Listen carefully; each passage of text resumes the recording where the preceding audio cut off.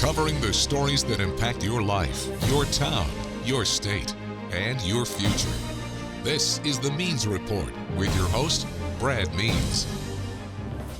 Hello, everybody, and welcome once again to the Means Report. We certainly appreciate you spending part of your day with us, where today we are going to learn about a couple of key issues. I've been seeing these topics on the news, and I thought, you know what? I want to go more in depth. I want to do what the Means Report does best, which is go beyond sound bites and find out what some of the key folks in our community do and the big jobs that they take on each and every day.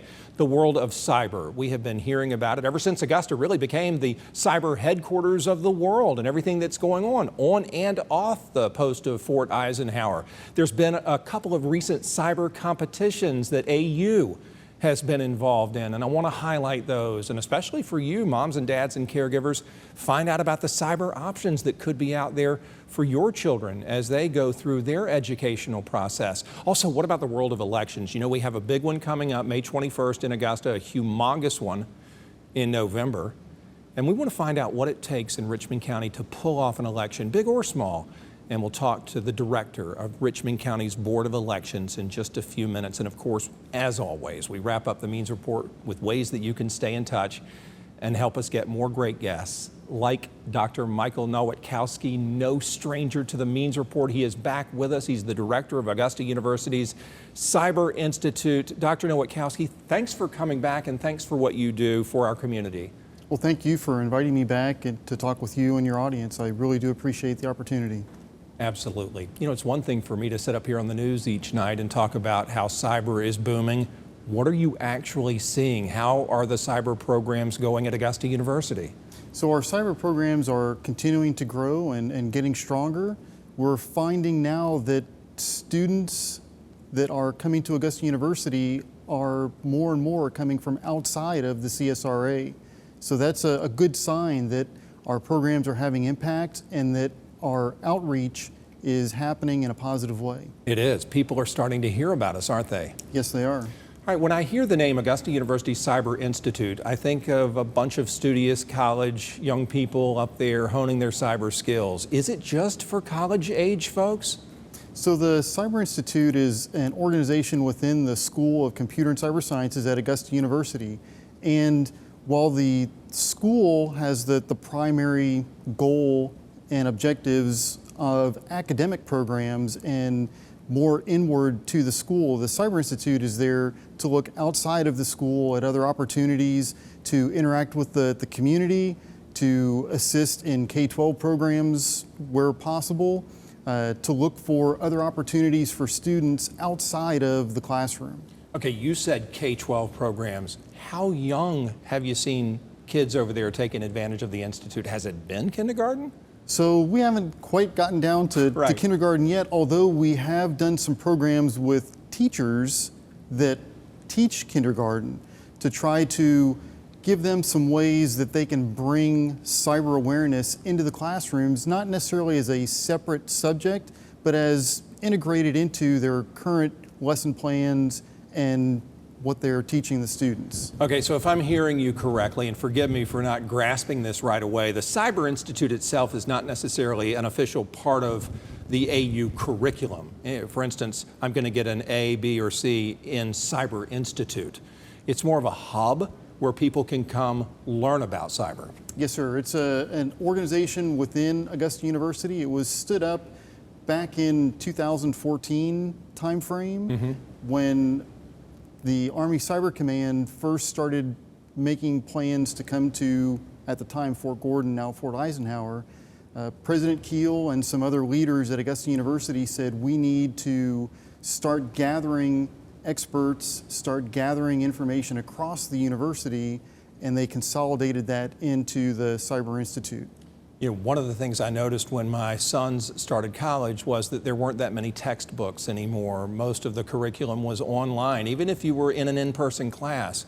I'm guessing that's how it is with cyber, and if so, does that digital approach to learning make it easy for you to keep up with the changes? Because if it was a textbook, I don't imagine a cyber textbook would be that valid for long. So there are some basic principles related to cybersecurity. Like coding and things? So coding is a very good example. Students should be aware of how to automate different processes and how to understand code that others have written so they can see if it's really doing what's advertised.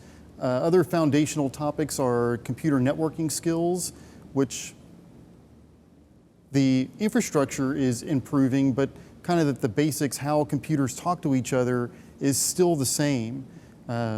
We have courses on programming firewalls and setting up the rules for firewalls. Those things tend to not change as rapidly as the attack of the day. So there are some textbooks out there that provide the foundational knowledge. Augusta University has provided us with access to an online book resource, O'Reilly Online, where there's thousands of books, resources that the students can freely access. So many of the professors, when they're looking for those topics that change rapidly, try to look for those electronic book resources. That helps the students stay current, and it also keeps them from having to spend money on a lot of extra textbooks. I mean, you're right. That information is there in real time for them. The changes instantly being a part of that web presence, if you will.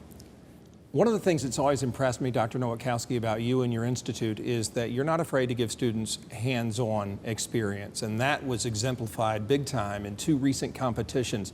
Tell me about what your students were doing and who they were going up against in these cyber competitions. So there were 2 recent cyber competitions that our students participated in. One was the Southeast Collegiate Cyber Defense Competition, SECCDC.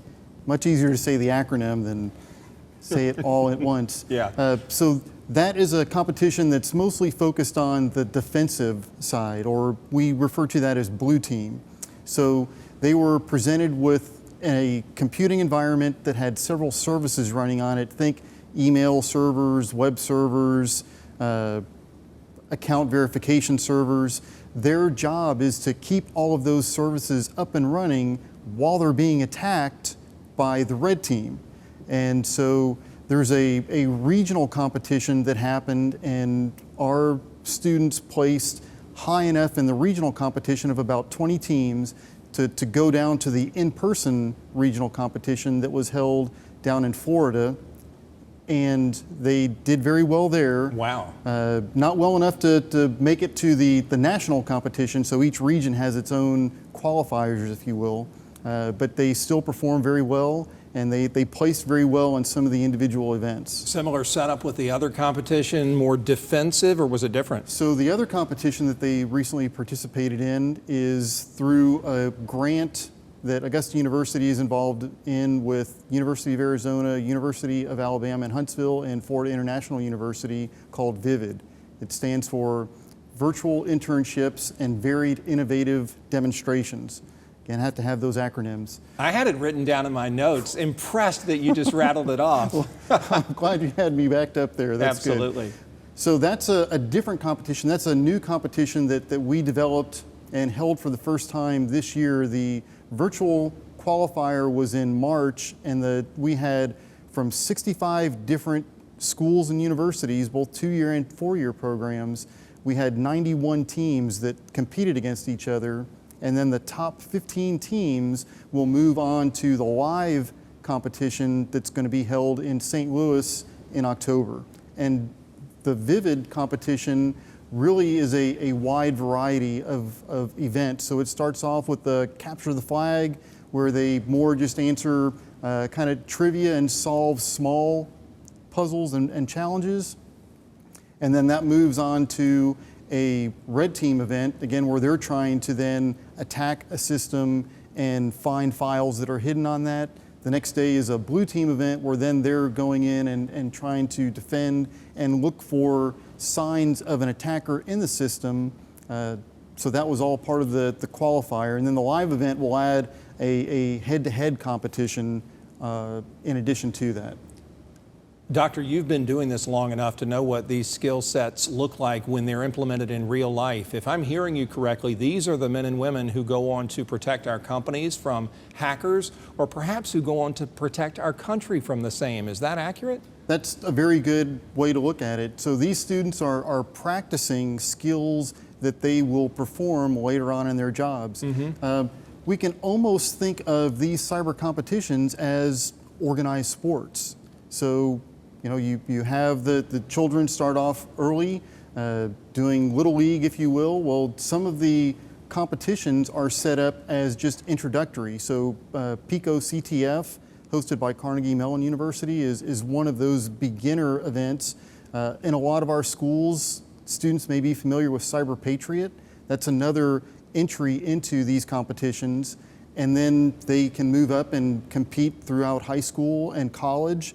And employers now are starting to look for student participation in these competitions as evidence that this is not just something they started doing yesterday, it's something that they've been doing over the course of their life. My last question, probably have about 20 seconds, and I just want to make sure you all are still working with the Georgia Secretary of State's office on election security. Are they still reaching out to you all? So I am not participating in that project, so I don't know how active that is. Gotcha. I know AU played a key role, and it was an honor that the state reached out to us, if you will, to make sure that our elections were secure, something we'll talk about with the elections director in our next segment. But Dr. Nowatkowski, I can't thank you enough for being here. I know you're busy, and thanks for leading the way. These are our future cyber leaders, and you're shepherding them. Thank you. Yes, thank you again for inviting me. Absolutely. Dr. Michael Nowatkowski, director of the Cyber Institute at Augusta University. By the way, moms and dads or kids, if you heard something you liked, remember these jobs pay well, don't they? Yes, they do. So yeah, your future could be secure if you go the cyber route. When we come back, how you can help find out about more information on our elections. There's so much that you don't know behind the scenes that the fine men and women at the Richmond County Board of Elections do. We will meet the executive director next.